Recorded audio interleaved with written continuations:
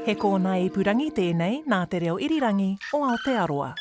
This is Mediawatch. I'm Colin Peacock. In Mediawatch this week, the laws that regulate our media are old, older than the internet in some cases, and over the years, governments of the left and the right have both pondered making changes to take account of the digital age, but they haven't really followed through.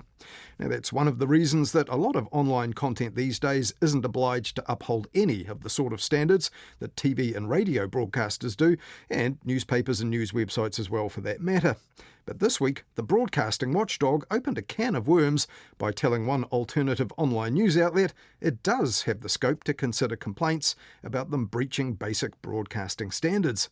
The boss and frontman of the platform, Sean Plunkett, says he'll go to war over this and, less dramatically perhaps, go to court to challenge it. But if I fight, it is going to be difficult and tough.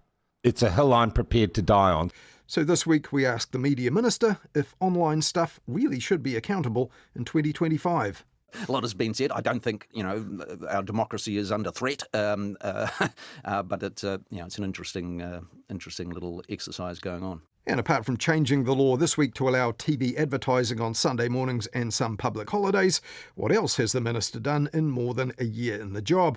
His opposition counterpart recently sent the Minister a cake as a bit of a stunt to draw attention to the lack of change in the past year. So this week we also ask him, what would he do if he was in charge? I mean, people are choosing news and current affairs in an entirely different way to how they were in 1989 when the Act was written. No matter how they're doing that, we need to find ways for that content to be regulated. But first, political tensions around Te Pāti Māori burst out into the open this week, but it turned out the party itself wasn't all that open to some of the media. None of these measures were put in place at a time when members writing them would have contemplated a parliament being used as a stage on which members' speaking times associated with the legislative process were more of a performance nature and recorded and posted on social media. It was disorderly for Orini Kaipara to continue speaking beyond the allocated 15 minutes. That was Parliament Speaker Jerry Brownlee in the House last Tuesday explaining that the overlong maiden speech of Te Pāti Māori's MP Orini Kaipara on Thursday last week and the subsequent unauthorised haka was in contempt of Parliament. As you heard there, he thought it was, at least in part, designed for social media rather than the highest court in the land. But Orini Kaipara got warm congratulations on TVNZ's Māori News Bulletin Te Karere just after her maiden speech. The host, Scotty Stevenson, said she had lifted the spirits of the House with it. Tomo ki tērā whare. Engari e hoa kua hia tau koe, haere ana ki te pāremata hei kairi poata. Pehea rā te tai atu hei kai tōranga pū, ko au tēnei hie ana ki te whakarongo ki tō whakautu ki tēnā pātai. Come and see me there, brother, Orini Kaipara told Scotty Morrison with a smile. The two were, of course, peers during her former life as a journalist and news presenter herself. But there was no mention in that interview of disrespecting Parliament or that haka that caused its suspension. But along with the familiar and friendly stuff, there was also a nod in that interview to Te Pāti Māori's current troubles, when Scotty Morrison asked Orini Kaipara what would be announced in Te Pāti Māori's self-described reset of its relationships with party members, supporters, political allies and the media. Happy to satisfy your curiosity, Orini Kaipara replied, about that imminent announcement. Ko ngā kōrero ka puta I tēnei rā, ko taku ngā kau e tino hari koana, e tino hari koana ki ngā mahi, kaore koutou e kite ana, engari ki ngā mahi wāinga nui a mātou te toko ono, kua kōpaua, kua kōwhiringia. What's coming today makes me genuinely happy, Orini Kaipara told Te Karere, because people don't often see the work that goes on behind the scenes. And she said, there will be healing words, the fighting is over. But as you've probably heard in extensive media coverage since then, it seems Te Pāti Māori's infighting was only ramping up. In a series of interviews, a former vice president of the party, Eru Kapakingi, had already alleged what he called a dictatorship model within Te Pāti Māori, and he announced that his Toitu Te Tiriti movement would be distancing itself from Te Pāti Māori and party politics. And he's also the son of the recently demoted Te Pāti Māori MP, Mariameno Kingi. Aratawa Media's Something for the People podcast is more in te reo than in English, usually, but Eru Kapakingi mixed it up last week, and his discontent was clear. Kua kite ke pēr tātou I ngā raru, e hanga pihi ake ana. Ko te pūtake raru matua, ko te leadership, he toxic I roto. Politicians need to stop being activists and activists need to stop being politicians. Ne? But at last week's so-called reset, the Te Pāti Māori co-leaders only wanted to engage with news media on their terms, as Te Karari's Mārena Mare reported soon after. And just before you start, just to make it clear, we're talking about the reset today. Anything else, we're up those stairs and we're back into the office. Ka pai? Kia ora tātou. And Rawiri Waititi was as good as his word when TVNZ's political editor Mikey Sherman put that to the test. What's your response to allegations of a dictatorship model at the leadership? Thank you. You first can thank Mikey for that one. Kia ora. After that, the media made much of the fact that the first question that the co-leaders didn't like led to one co-leader leading the other away from the press pack after less than 4 minutes. And while they wouldn't engage with TVNZ's Mikey Sherman, they did sit down with Mihinarangi Forbes for her programme Mata for a long interview in which she asked them to explain why they'd walked away from the media. And instead of framing it as a wahine Māori journalist, He wahine Māori, it is a TVNZ journalist. He wahine Māori. Yeah. Te Pai, who is employed by TVNZ. Yeah. And quite often has followed a line that has, we said we want to talk about the reset. We want to be able to acknowledge Orini's maiden speech. And we quite often just, like I said, if it doesn't bleed, it doesn't lead. And this is the type of journalism and media we're seeing at this particular time. Now, in response, Mihinarangi Forbes calmly pointed out that the co-leaders seem to be expecting something that other politicians don't from the Fourth Estate. The relationship between the gallery and politicians, mai rā has been that you hold each other accountable, that the gallery holds you accountable. So, I mean, unless someone's being rude, then any question should really go. Me, because that wahine Māori is talking about me without me. So first things first is that, we had made it known, we knew we were having an interview with you today. So the first time we wanted to talk about everything was with you because you took the courtesy to talk with us one-on-one. So we decided and we'd actually said before we spoke, look, we're not going to take any questions on that. And we didn't say why. But Rawiri Waititi went on to make it clear he had very different expectations of Māori news media. We're going to be protective of our stories and we want to make sure that Māori journalism is another one that needs to be invested in because Māori need to be able to tell these stories in their own space. Not Māori duplicating Pākehā media avenues, but in actual fact, Māori being able to tell our stories because for far too long the media has hurt our people. Now, on the day of the so-called reset, Te Pāti Māori's president John Tamahiri wasn't engaging with journalists either when they questioned him outside of Parliament when he was on his way into it, other than to tell them that they had their own tikanga for sorting out their problems. And last Monday morning he elaborated on that with Radio Wātea's Dale Husband.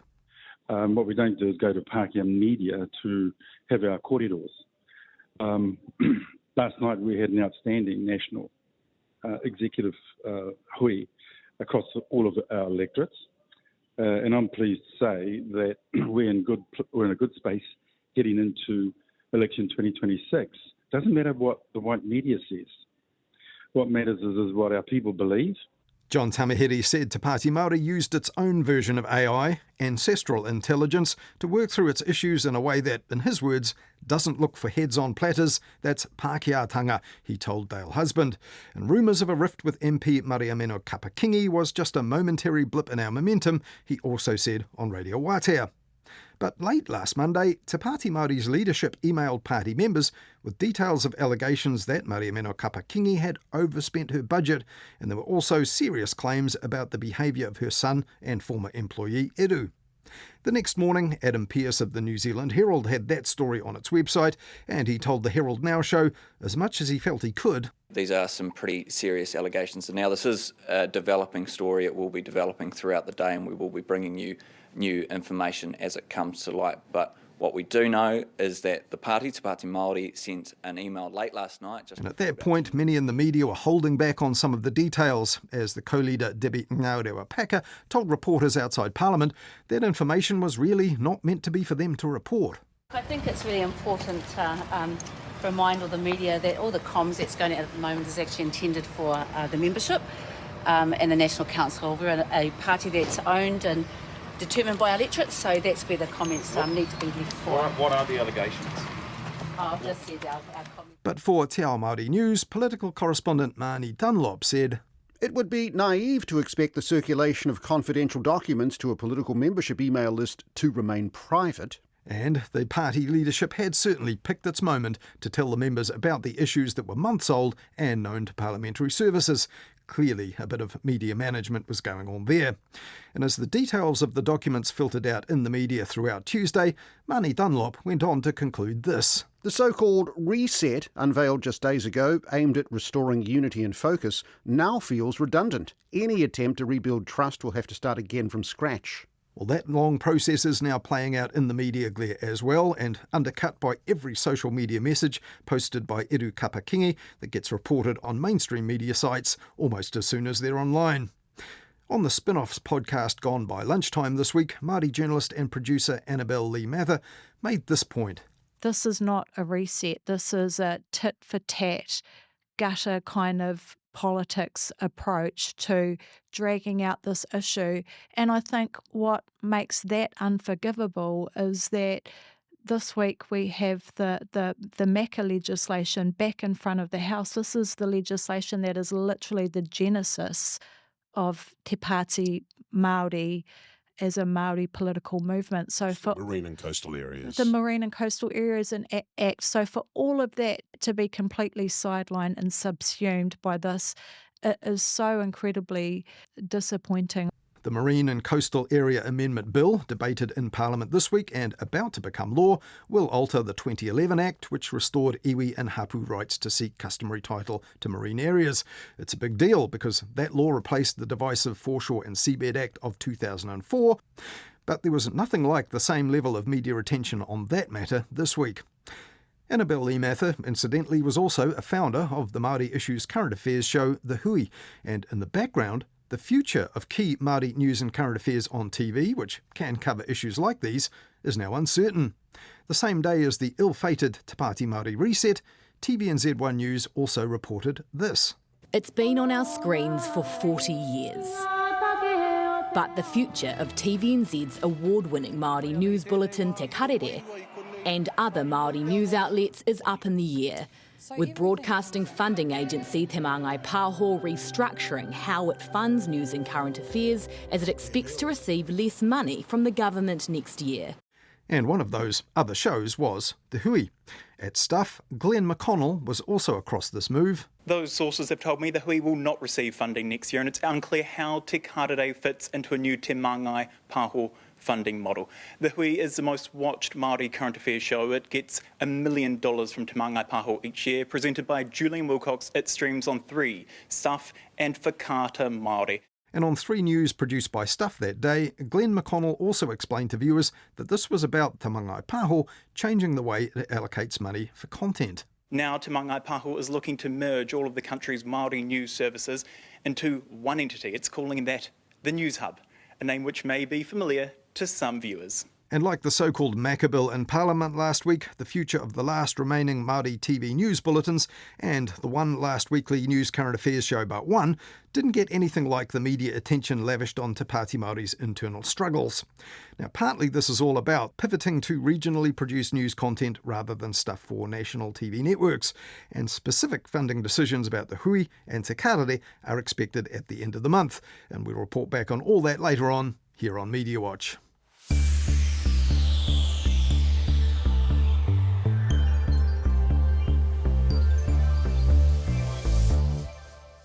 This week, our Foreign Minister had a big presence in the news, responding to the ceasefire in Gaza, and he had quite a presence on the global channel Al Jazeera this week too, in the form of a half-hour interview by former News Hub presenter Tom McRae, who's now working for the Doha-based channel. And Winston Peters took advantage of that Al Jazeera chat to criticise pro-Palestinian protesters here who didn't celebrate what appeared to be progress towards peace. We've got Anglican priests chaining themselves outside MPs' offices and protests, and you yourself have had your personal home damaged over this stance. Well, it's oratorical verbiage. The only 2 polls of any qualification in this country said that the majority of New Zealanders were not ready for recognising the Palestinian state. And 2 days later, Winston Peters was leading the news here on a media matter back home. The Foreign Minister is accusing the Broadcasting Standards Authority of Soviet-era Stasi censorship following a decision to begin regulating podcasts and online media. The authority has sent a complaint to broadcaster Sean Plunkett outlining concerns raised about allegedly unacceptable racist comments on his outlet, The Platform. The broadcasting watchdog reckoned that it could consider that complaint because the platform did meet the legal definition of broadcasting. But the platform's main man said that met the definition of Orwellian. This is the biggest threat to the platform and its ongoing survival and the freedom of speech that we were set up to encourage. This is the bureaucrats, the Orwellian bureaucrats coming for us. I can lie down, I can walk away, or I can fight. But if I fight, it is going to be difficult and tough. It's a hill I'm prepared to die on. But was it really a decision that signalled that the BSA would now regulate podcasters and online media? I took a look at that and some of our media's coverage also of the Gaza ceasefire on this week's Midweek Media Watch, our weekly catch-up with Emile Donovan on nights. We also talked about Metro magazine restructuring its full-time staff, such that it no longer has any, and whether self-selected polls should be treated as news, such as the one about perceptions of Auckland's CBD these days, which prompted a striking headline in the Herald, Vomit and Violence. If you missed Midweek Media Watch, it's available in our podcast feed for free. Subscribe now if you haven't already.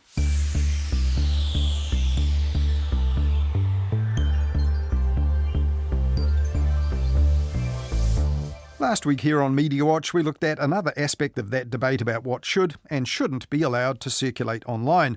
Parliament held an inquiry into online harm and what, if anything, the government should do about it. And later, we'll hear from one MP who took part in that inquiry and actually has his own bill for online safety. But before that, we'll hear from the Minister, who's actually in charge of media policy. Because last week, another bit of media regulation reform before Parliament didn't quite go according to plan for the government. There were less than 20 members present at the time the vote was taken in contravention of Standing Order 154. Deputy Speaker of the House Greg O'Connor there with disappointing news for the Media and Communications Minister Paul Goldsmith and other MPs who'd stuck around after the usual 6 p.m. closing of Parliament on the last day of the sitting week. What they had been debating was changing the Broadcasting Act of 1989 to allow television advertising on Sundays and most public holidays. It was back in December last year that this law change was first introduced to Parliament by the Media Minister Paul Goldsmith, who said it would level the playing field and generate about $6 million for commercial broadcasters. So not quite a game changer, but these days they need every dollar they can get. But last week, the government side appeared unaware that a personal vote had been called for, allowing MPs to vote according to their own conscience, and there weren't enough of them left in the House for that at that time. Because the Section 154 applies to the personal vote which was called after the vote which was carried on the voices. I'm advised that's not correct. Oh dear. And failing to get that change done last week was a little bit embarrassing when ZB's Mike Hosking brought it up in his weekly chat with the Prime Minister last Monday. It's not the most important thing in the world, but what it does tell me and remind me of is what I tell you every time you come to the studio, is open the place up more often and actually get some business done, and then you wouldn't run out of time and close it down. Says the man that's on holiday. Well, running out of time was a pretty generous assessment of what had really prevented the bill going through on Thursday last week, but Christopher Luxon reassured Mike Hosking it would be easily fixed this week. The weird thing about that one was Labor actually supports that bill and then actually challenged it and then delayed the vote on that, which was a bit silly. So OK, but it will pass though. Yeah, we'll pass on Tuesday. Yep. Fonterra and Peters. But it wasn't the Labour Party that had held up the passage of the bill last week. It was Te Pāti Māori, the Greens and coalition partner New Zealand First that opposed it. And on Tuesday this week, the bill did pass without much opposition. But when the bill had its first reading earlier this year, New Zealand First MP Jenny Marcroft, who's also the Parliamentary Under-Secretary for Media and Communications, voiced her party's objection to more ads. And in the House last week, she also made the point online platforms owned by offshore tech companies would not be much changed by this law either. Digital media, the big tech companies are just as regulated as the whalers and sealers of the 1880s. An interesting point, but the governing coalition hasn't exactly shown much willingness to tackle that this term. And this week, ACT and New Zealand First both railed against the Broadcasting Standards Authority for insisting that it has jurisdiction over some online content. As we heard earlier, that was revealed by the platform's Sean Plunkett after the authority told him it does have jurisdiction to consider one complaint about him, in this case for calling Māori tikanga mumbo jumbo. And that's because the live-streamed nature of the platform meets the definition of broadcasting in the Broadcasting Act, according to the Broadcasting Standards Authority. ACT MP Todd Stevenson this week even urged the Media Minister Paul Goldsmith to ponder the BSA's potential abolition, and that he was pondering a private member's bill to get the issue resolved. Now, that biscuit tin in Parliament these days has several individual bills in it from members who want to reform bits of the media, while a real rejig of our mostly pre-internet era media regulation is still seemingly stalled. But back in February, the Media Minister Paul Goldsmith did release a discussion paper with a 5-point plan for reform, and that included proposals for a truly modern and streamlined regulatory landscape. And like the BSA, the government has been pondering the extension of media regulation to online content. That document says our intention is to capture organisations that commission, produce or directly pay for media content and distribute it as their primary business, and it specifies New Zealand broadcasters and streaming platforms. So this week I asked the Media and Communication Minister Paul Goldsmith about that, and also what he wants to achieve as Media Minister beyond changing the Broadcasting Act this week to get more ads on TV on Sundays. It no longer makes much sense when you've got part of the industry and online, and if you're thinking of YouTube and Facebook and all those things having adverts and the broadcasters not, it's an uneven playing field, and so it did need to be fixed. The most important levers that I have as Minister in terms of the two public broadcasters, Radio New Zealand and TVNZ, is appointing very good people to the board and being clear about ministerial expectations. Other things in relation to the rules around New Zealand on air, which help continue the likes of Shortland Street, which is an important part of. I think that involved a tweak to that screen production rebate. And important institution in terms of the pipeline of talent coming through our broader media sector and film sector. There's a bit going on, but it continues to be a difficult environment. You did say you'd progress in that statement, promising immediate action back in July last year, the Fair Digital News Bargaining Bill, with amendments, because that was a bill introduced under the former government. Yeah, and then it's blindingly obvious to everybody the world changed, and so I don't think any New Zealander would expect us to necessarily go to war with the big US companies. So does that mean the bill is officially dead? I mean, there's no way you'll try and get money from Google and Facebook. We haven't jettisoned it. It's still on the order paper. What we've said is we're keeping a close eye on what's happening in Australia, and if they do anything, we'll reconsider our position. Well, they had their bargaining code that was getting money from the likes of Google and Facebook over a 3 or 4 year period. But as far as you know, are the likes of Google and Facebook, they have done some deals with our New Zealand media before that without this legislation. Yes. Is that still happening at Pāti? Yes, it is my understanding that it is happening. It's it's not hugely public, all the details of it, but my understanding very is very confidential, isn't it? Yes. my understanding that is they are continuing, and that's important. Now, there was longer term stuff as well as the short term actions that you've talked about. So a discussion paper for media reform that came out February this year. Included in that, interestingly, in light of recent events, revised the broadcasting standards regime, including the Broadcasting Standards Authority with platform-neutral regulation of professional media. The BSA appears to be doing this, just with the news in recent days about Sean Plunkett and the platform, and then considering that the platform streaming service, and there are others like it, are online broadcasters of a nature that the BSA considers do fall under their jurisdiction.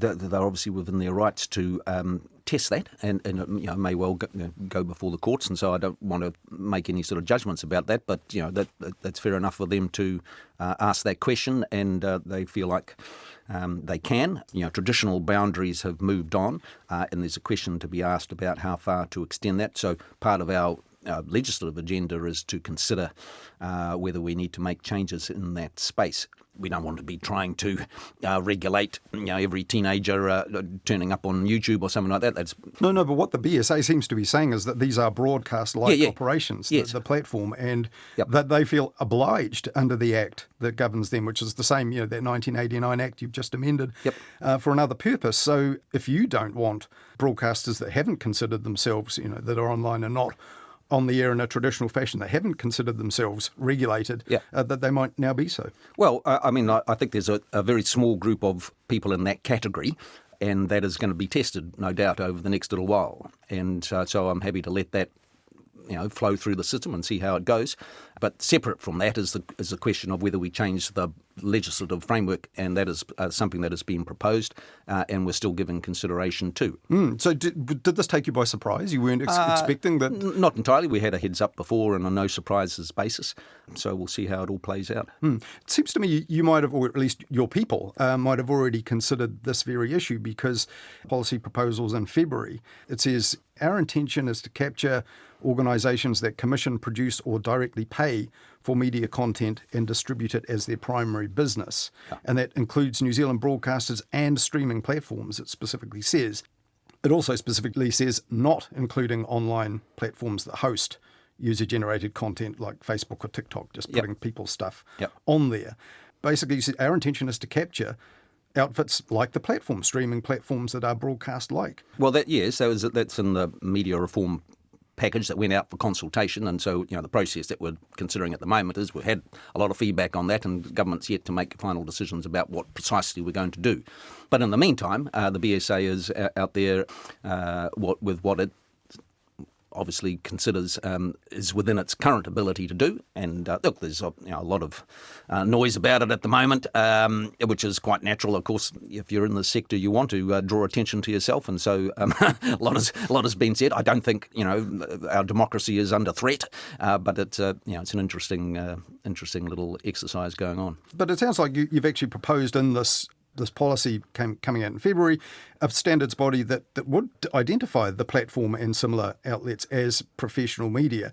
Were these outlets even consulted in the process of you forming a policy that says you want to capture streaming platforms that could include the likes of the platform? Well, the point of the media reform package that we put out for consultation was precisely to do that, to get people's views on that. We have a set of regulation over, what you would call traditional broadcasters, Radio New Zealand and the commercial radio, etc. And then over the last few years, you've had sort of online broadcasters emerge that haven't been regarded as in that same place, but they're essentially doing very similar things in a journalistic capacity.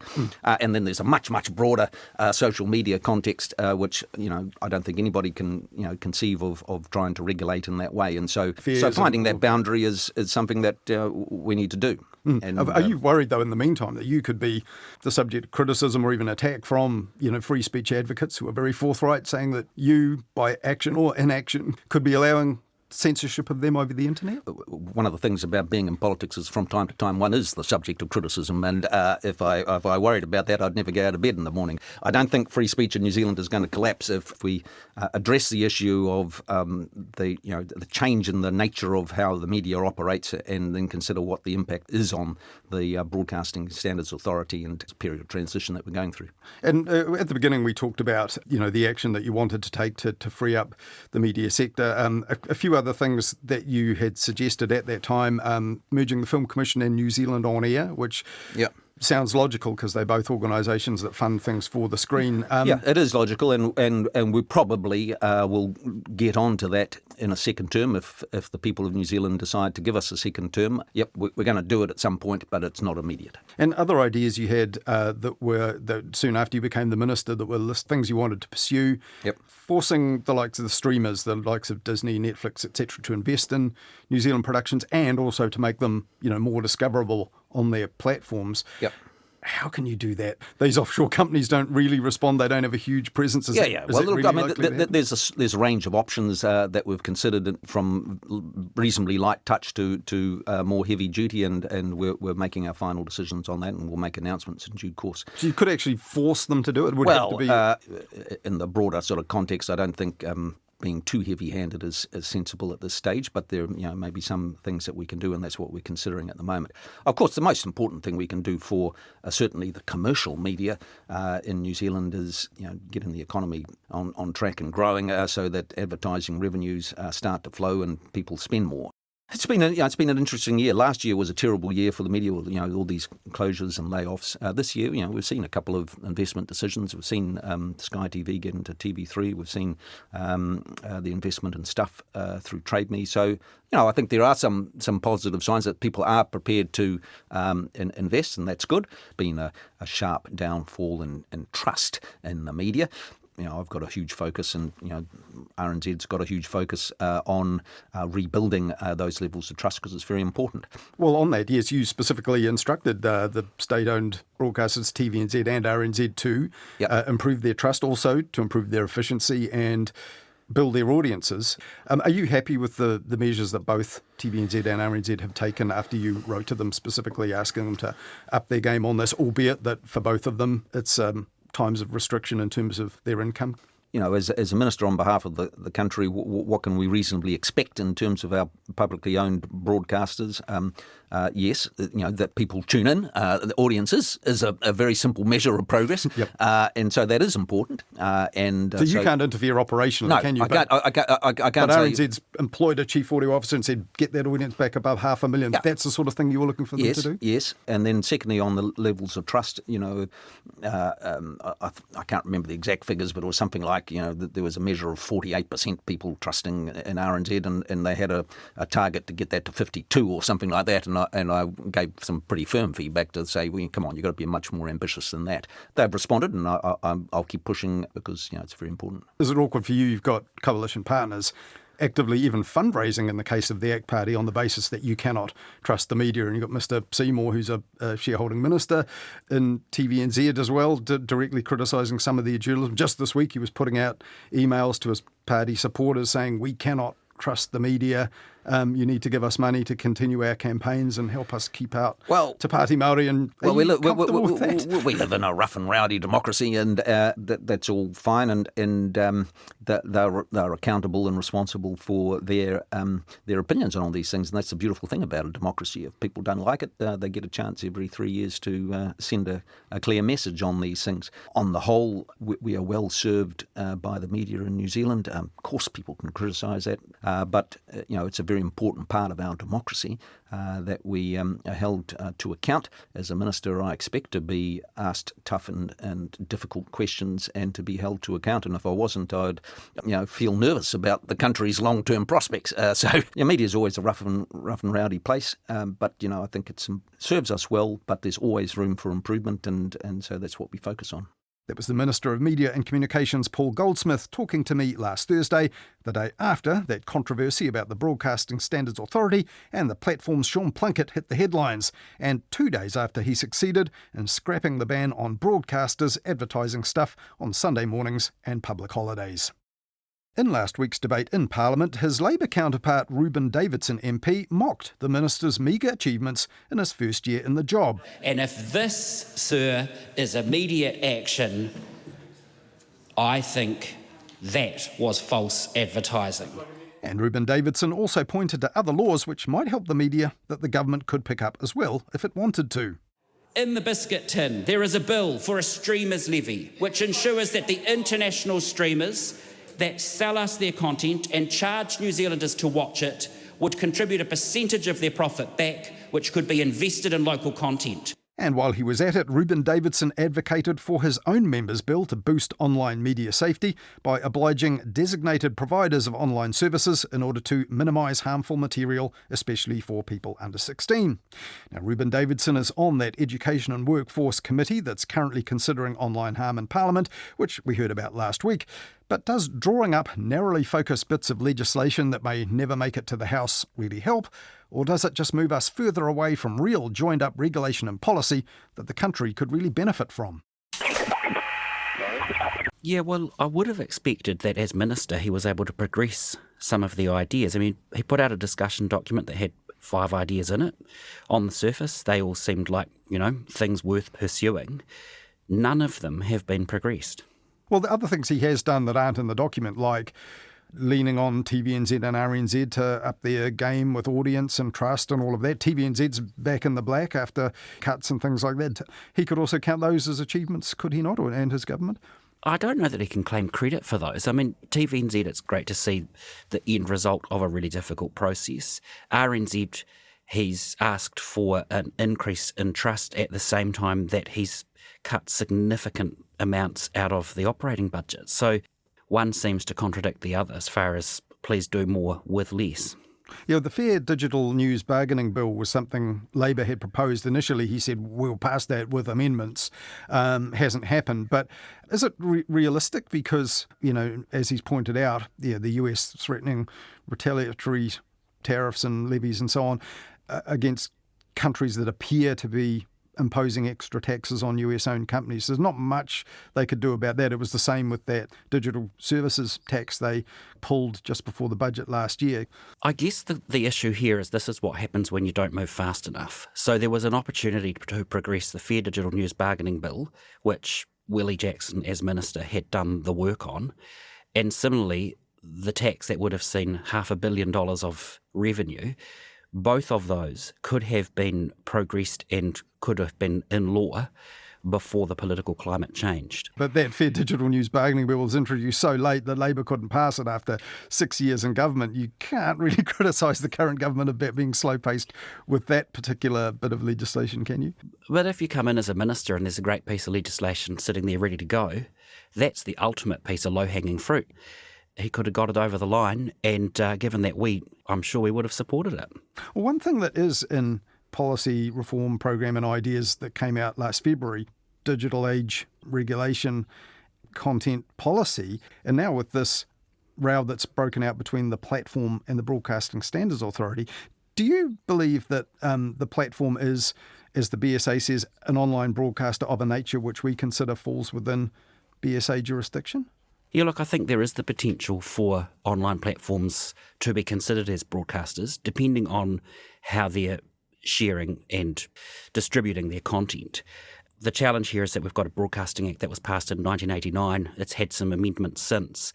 It's not fit for purpose in the current media environment and with the way that media platforms currently operate. Do you think we actually do need to determine, as I think the minister's document put it back in February, what's professional media? Some outlets really do disseminate, create news, and that's their primary purpose rather than people just putting stuff on social media or being bloggers or something like that. I think legislation needs to catch up and needs to catch up quickly. People are choosing news and current affairs in an entirely different way to how they were in 1989 when the Act was written. And no matter how they're doing that, we need to find ways for that content to be regulated if it's originating out of New Zealand.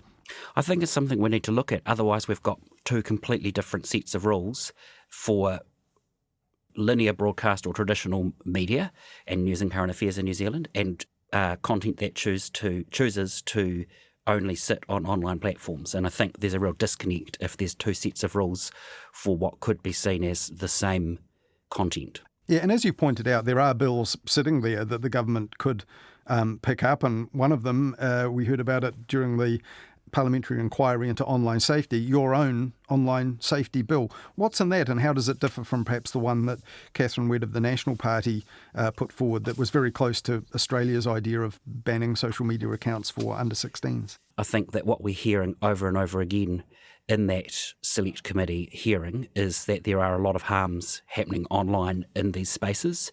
An under 16 ban, in theory, removes the ability for people under the age of 16 to access social media platforms. In reality, will that be the case?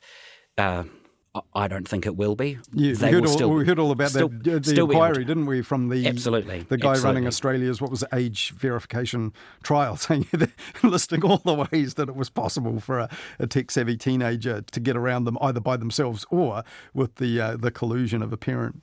Definitely. What my bill does is essentially three things. Duties regarding the safe use of services, so that's to minimise the provision of harmful material on those platforms. Duties to ensure safety by design. Online safe service providers design services and features that take safety into account. and also transparency. So that's about regular reporting on the steps that these social media platforms, and let's be straight up, these are some of the largest and most powerful companies to have ever existed, puts on them a provision for transparency. All of those three things would be overseen by a regulator, and in my bill I'm suggesting that would be the Commerce Commission. Is the tricky bit that some outside agency has to determine what's safe and whether the platforms are meeting their obligations, and then you get into rows about freedom of expression, free speech, etc.? But I don't think that should make us not want to create safer spaces online. If people can see exactly what is happening on those platforms and see regular reporting from those platforms, then it takes away that layer of mystery of why people are seeing what they're seeing. So in the meantime, if you storm to power in a year's time or a bit more in the next election and you become the Minister of Media and Communications, would you be happy if the Broadcasting Standards Authority, the watchdog that's backed by statute, is exercising these powers it thinks it now has to regulate the content of broadcast-like online platforms like Sean Plunkett's The Platform? I think as an interim step, it's important that we have some potential for that content to be regulated, but I think also it makes it clear how important it is that we get effective and updated legislation in place to allow for a regulator to be across the content that is sitting in those online spaces. And currently, a lot of it is going unchecked. That was Reuben Davidson, Labour Party MP and spokesperson for media and communications for the party. And formerly he was a Christchurch-based TV producer himself of shows like What Now and Fanimals. He's also a member of Parliament's Education and Workforce Committee, which, as we heard there, conducted an inquiry recently into online harms, and that's due to report back next month. That's all for this weekend, though. Thanks for listening. If you have any thoughts for us or ideas for us to follow up, do get in touch. You can email us, mediawatch@rnz.co.nz, and you'll also find us at MediawatchNZ on X. And you can even write us a letter and send it to Mediawatch, PO Box 123 Wellington. I'll be back again next Wednesday with Midweek Media Watch. Catch you then. In the meantime, follow Media Watch and listen on any podcast app to make sure you never miss an episode.